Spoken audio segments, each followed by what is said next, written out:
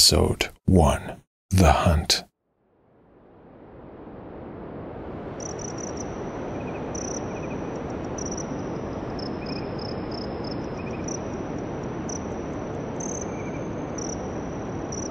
I woke up, stretched my paws, and let out a yawn that turned into a lazy roar. Fitting a mighty lion such as myself, I shook my green mane and tried to fall back asleep, since I had been dreaming of delicious meat. But something kept me awake, something that was jumping around me with obnoxiously loud chewing. When I finally managed to open my eyes, I saw what it was. A gazelle, looking me straight in the eyes while calmly chewing the floating steppe grass it had bitten off right in front of my snout.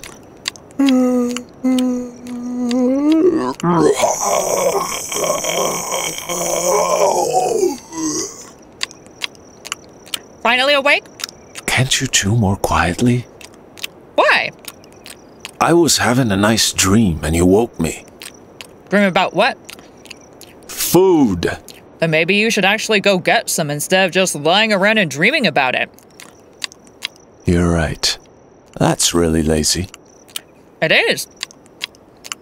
Come here then, Why? so I can eat you. No. The obnoxious gazelle took another bite of grass and continued its loud chewing. I made another yawn roar and slowly got up. Why do you have to eat here? Because the shrubs here are the best. They are so light, they could make you fly. You only find them here, in the floating steeps. Floating steps? Yes, the floating steeps. Don't you know where you're sleeping, lion? I sleep anywhere I please. I don't have to call anything anything. It's all the same to me because nothing stands in my way. That explains why you're so lazy, you and your brain. So the floating steps, you call it? I see. I looked around. The shrubs were floating around mindlessly. The gazelle was right. Until I could change the laws of nature and have my prey just walk straight into my mouth, I had to work on my fitness to survive. I stretched my paws, arched my back, and took a step towards the gazelle. So you really want to hunt? Indeed. You'll never catch anything, lazy lion. I'm going to catch you. Especially not me. I'm the fastest gazelle in all of day-night land, and you're as lazy as lion. You're the most annoying gazelle in all of day-night land. I declare I'm going to hunt you even if it takes me days. The exercise will certainly do you some good. It turned around and galloped away, really fast indeed, and before I knew it, it had become a small dot on the horizon. But having just slept, I felt replenished and confident that I would catch the cheeky gazelle eventually, so I followed its hoof tracks. They led towards the desert.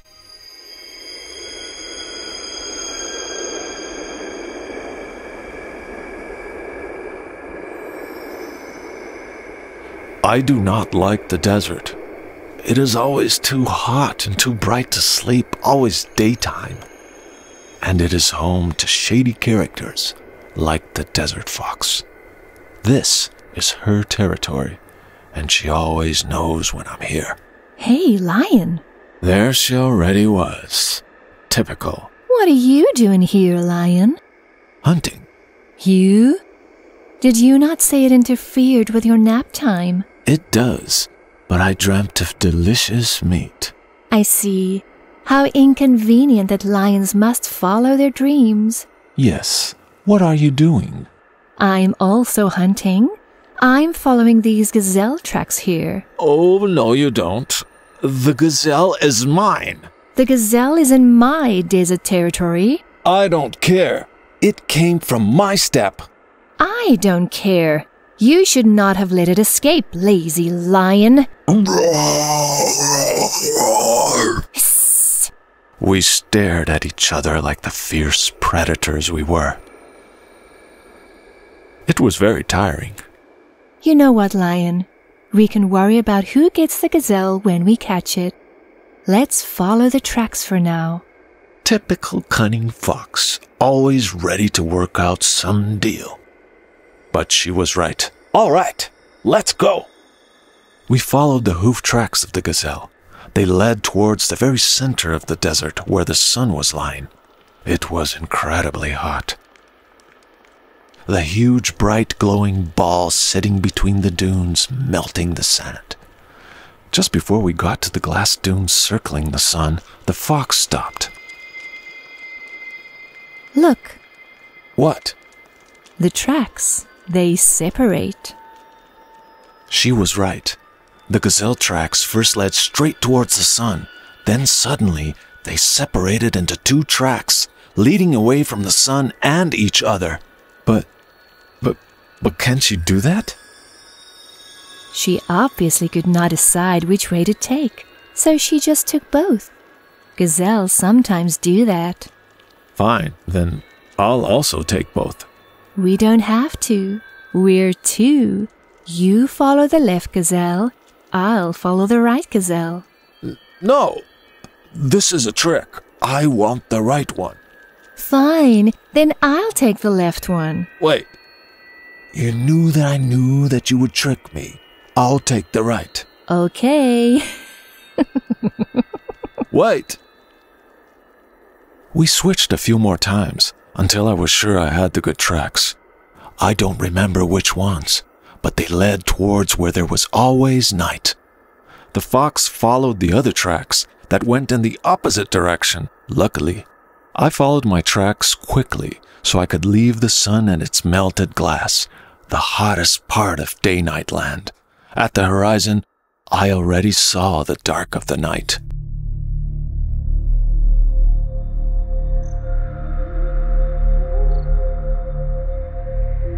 At the Day-Night Oasis, I reached the dusk.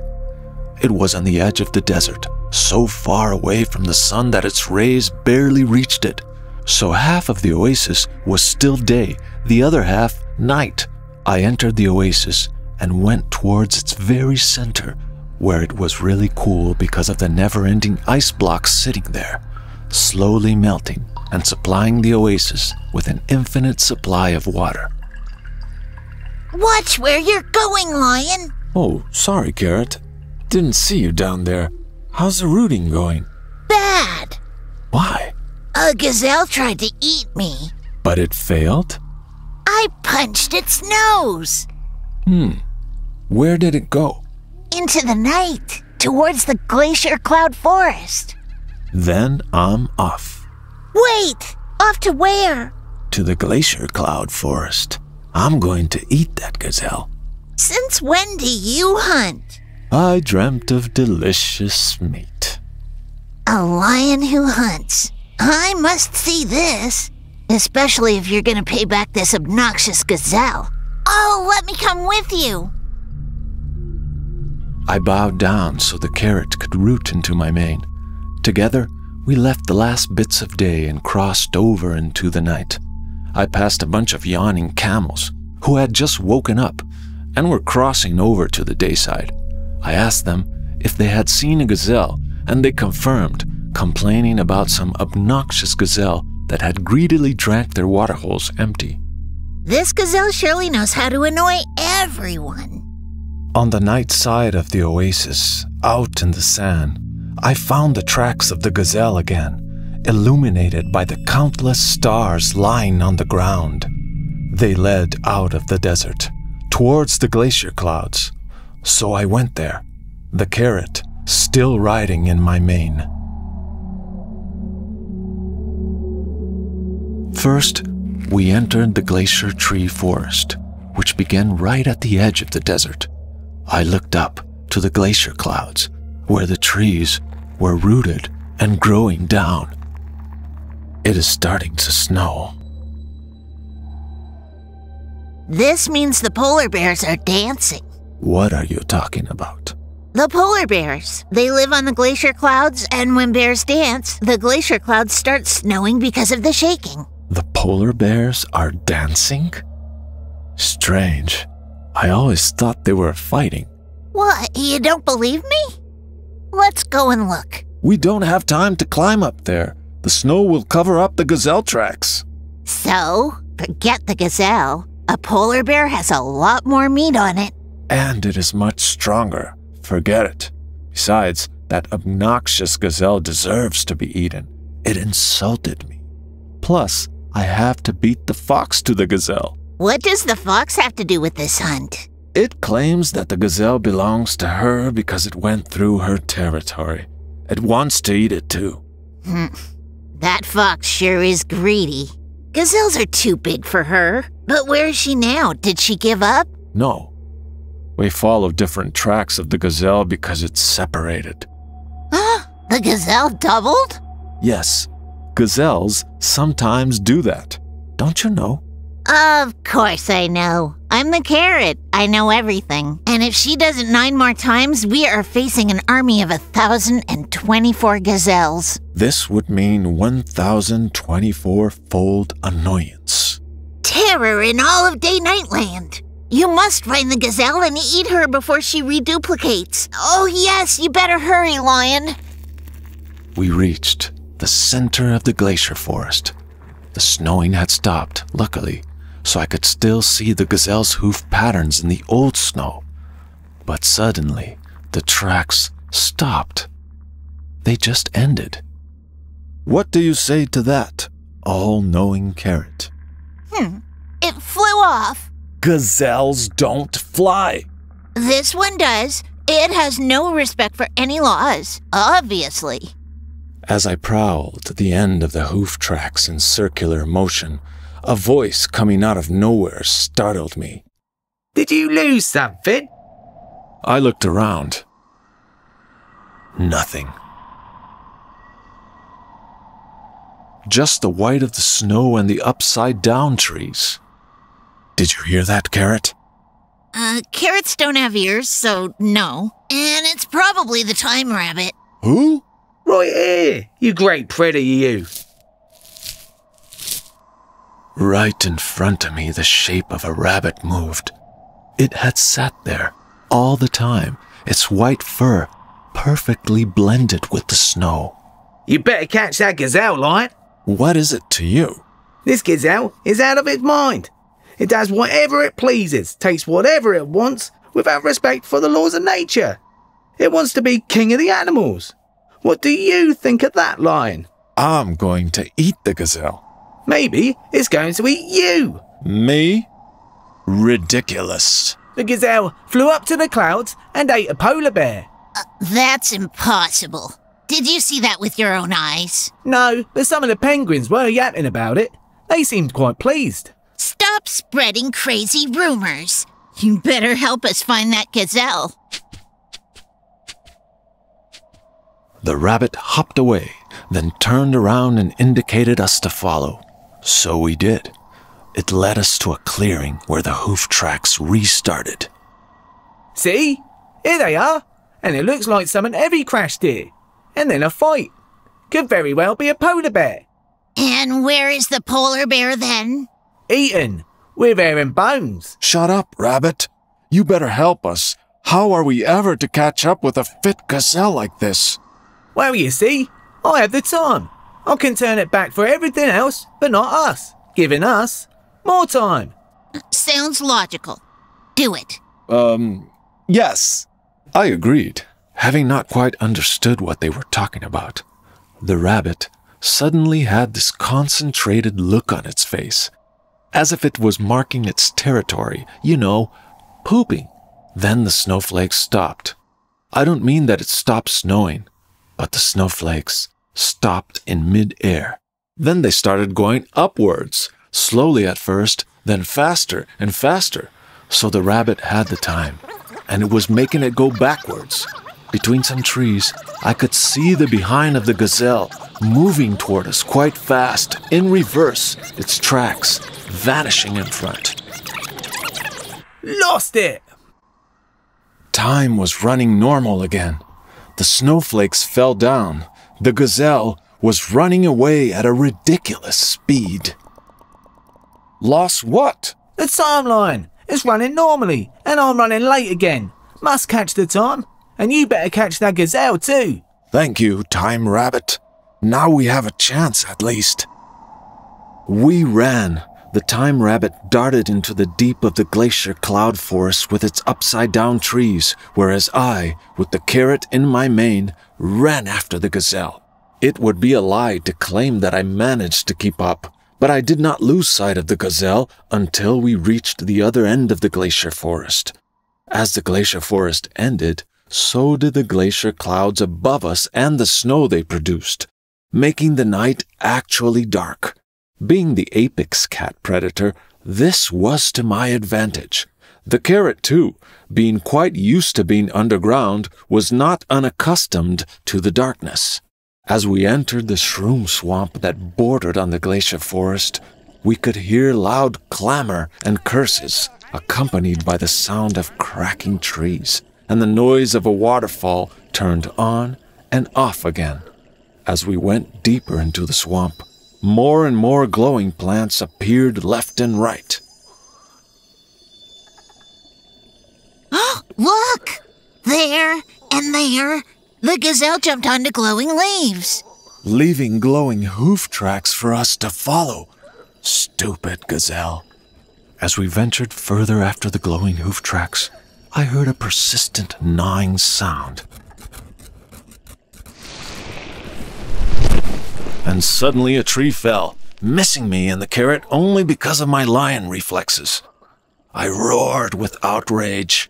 At the roots of the tree that had fallen was the fattest beaver I had ever seen, looking at us suspiciously. Oi, you're not supposed to be in here. This is a heavy construction area.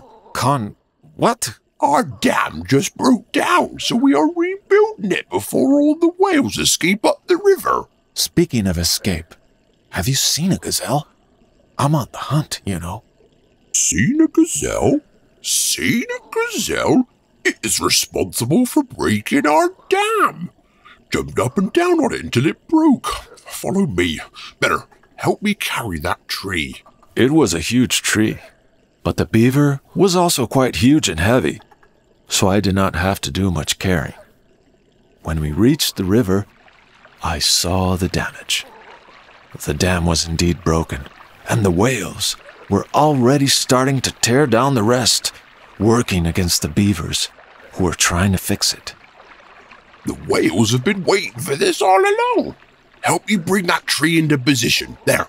Now you can cross the river and catch that obnoxious gazelle. The beavers took the tree and built a temporary bridge over the wide river. I balanced over it quickly and got a little wet, since the whales below were creating huge waves, trying to tear down the busted dam. I wondered, why are the whales taking down the dam? From their perspective, they're not destroying anything. They're building a road that connects the ocean to the lake. Ocean? What ocean? There is no ocean in Day-Night Land. Not in Day-Night Land, but outside. Where do you think this river leads to? You can see the ocean bubble floating in the distance when you stand on the edge of Day-Night Land. Let's hope we don't have to chase the gazelle that far. We left the beavers and whales to their battle and followed the glowing hoof tracks, leading further into the swamp, until we reached a cave. In front of it, the snow rabbit was waiting. I know rabbits are fast, but how can you be here before us? Tom, it's of no matter to me, but I can handle it like matter, as you've seen. Sounds logical. Huh? Whatever you say, is this your rabbit hole? I'm against rabbit holes. The world is my hole. But look at this. The gazelle duplicated again. One track goes into the cave, the other around it. Soon, the gazelle army will be upon us. This just means more gazelle meat. But which tracks should we take? You go into the cave, I'll follow the other. See ya. And so the rabbit vanished. The carrot and I entered the cave, following the glowing tracks. Inside the cave, glowing mushrooms were growing more and bigger, and glowing plants I had never seen were hanging from the ceiling. The walls had colors that were moving, but we paid no attention. We went deeper into the caves, which became so huge that I could not see the ceiling anymore. It felt like I was prowling through a giant glowing mushroom forest. Unfortunately, the gazelle had given up on her new hobby of jumping into glowing mushrooms, and I was losing her tracks. My nose was close to the ground when it stubbed against bone feet that had no smell. I looked up. "Oh, hello, skeleton." "Oh, Lion, what are you doing down here?" "I am looking for a gazelle. Have you seen one?" "Oh, I have indeed. Follow me." The skeleton led us to a wall with the moving colors. "There. What? Don't you see?" All I see is this colorful wall. No. These are moving cave paintings. They are what? Look, this looks like a gazelle from afar, but it's not. It just looks like it because the dirt is arranged this way." It took me a while to understand, and then it was quite confusing. If you looked at the colorful dirt the right way, they became things, yet at the same time they were not. Most of them looked like upright monkeys with sticks, a little bit like the skeleton running after bears, camels, and zebras. What are these animals? I have never seen them. Where are they? They are humans. I also wonder where they are. I thought you knew. Look, here you see them hunting other animals, and here there is you and a gazelle hunting them. This is very entertaining, skeleton, but we need the real gazelle. Have you seen it or not? Of course. This way, Lion. The skeleton jumped on my back. Impertinence! And led me into the right direction, out of the cave, to the moon. The cave opened before us, on the top of a small hill, from where we could see the lake with the moon in it. There was no sign of the gazelle. Skeleton, are you sure this is where the gazelle went? Go down to the lake and you'll see. You're coming with me, walking. I shook my lion body, and the skeleton jumped down, and together we climbed down the steep hill to the shore.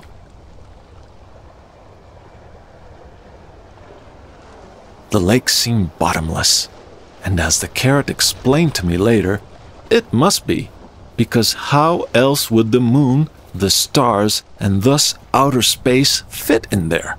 Circling the moon was a whale. Probably one of the whales that had broken through the beaver dam we had crossed before the caves downriver. When we got to the shore, the whale approached us, inconspicuously, as it seemed to think. Fancy meeting you here. Nice night, isn't it? Don't play the inconspicuous whale. What are you planning to do with that moon? The what? Oh, the moon. Nothing. Just looking at it. Really? Okay, we were trying to steal it. Why would you do that? The moon controls ebb and flood, water. We want to use the moon to aquaform our habitat. Do what you want. I'm looking for a gazelle. Have you seen one? The gazelle. What a nice chap. It broke the dam for fun, allowing us whales to invade. Yes, that one. We gave it the moon's moon. The moon has moons? Yes. Planets circle suns. Moons circle planets. And sometimes small moons circle large moons. Don't you lions know anything about astronomy? If moons circle planets, where is the planet this moon is circling? Deeper in the outer space of the lake. Anyway, to thank the gazelle for breaking the dam, we presented it with a small moon. And it ate it. Typical. And then, where did it go? It followed down the river and up to the mountain at the same time. That was a bit odd, but you land dwellers probably do things this way. Thanks, Whale. Good luck stealing the moon. So the gazelle had duplicated again. The skeleton mumbled something about the gazelle being a natural catastrophe and followed its tracks downriver. I did not quite see where the problem was. An infinitely duplicating gazelle meant more food to me. I followed the other gazelle tracks up the Forbidden Mountain.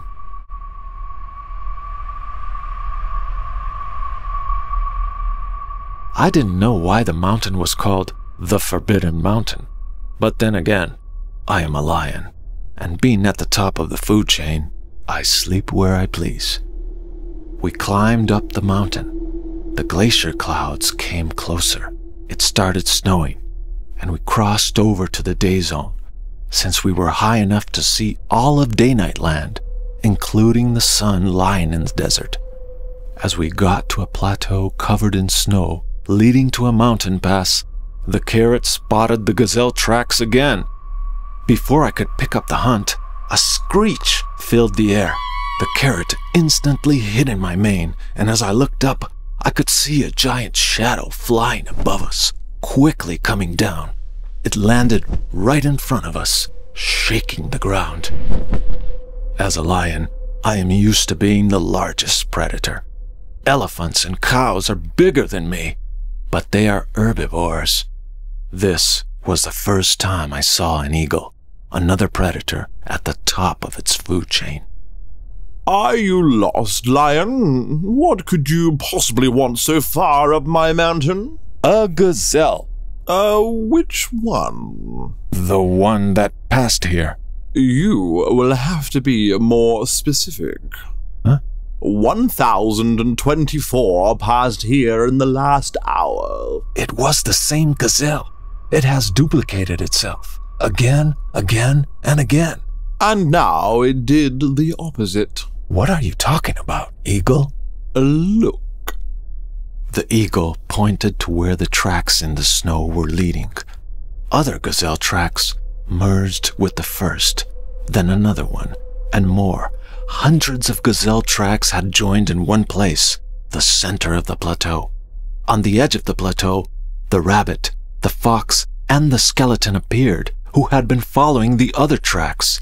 The eagle snapped. What is this? My mountain is called the Forbidden Mountain because it is forbidden.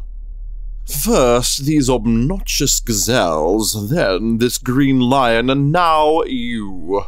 Does no one respect the law of nature anymore? I am a fox. I don't care for laws. I am the time rabbit. I am a law of nature. I am a skeleton. I should eat you. Me? A skeleton? You, the skeleton. No more from you. Calm down, eagle. We just came for the gazelle. It has gone out of control. If it came to your mountain, why did you not just eat it? I am the mighty eagle, but what am I supposed to do with 1,024 gazelles? And after they all had merged into one single gazelle again, I was unsure whether I should eat something like that. We birds have a delicate digestion. The gazelle really merged back into one? Why? Well, what's the point of duplicating if you can't reunite? All the memories and experiences are stored in the other gazelles, and if they stay separate, they will never know what the other gazelles did. They could just talk to each other about it. 1,024 gazelles talking to each other? That's madness. Unifying is simpler. This new gazelle must be pretty strong since it is a combination of many. So it must be even more nutritious. One gazelle. 1,024 gazelles. One gazelle again. Fine. I was hungry, so I followed the only remaining tracks leading away from the gazelle merging spot over the mountain pass. The others did not seem very eager to join me. Even the carrot stayed behind. Well, more gazelle for me. I prowled up the narrowing mountain pass. Suddenly, my cat's senses warned me. Something was coming down. It must be the gazelle. Could very well be. Where else would it go once it had reached the peak? If it did not fly away, it had no choice but to come down again. I hid behind a rock with a clear view of the pass. My hind legs moved in preparation, and when the gazelle ran down the pass, I jumped and landed right on top of my obnoxious prey. The gazelle cursed, completely surprised. The lazy lion! I had forgotten all about you. What leads you here? My stomach. Ah, yes. So you're really going to eat me? Indeed. Well, try it. I will. Then get on with it. Before I took a big bite out of the gazelle, I decided to lick it. I don't know why. I guess it is a cat reflex.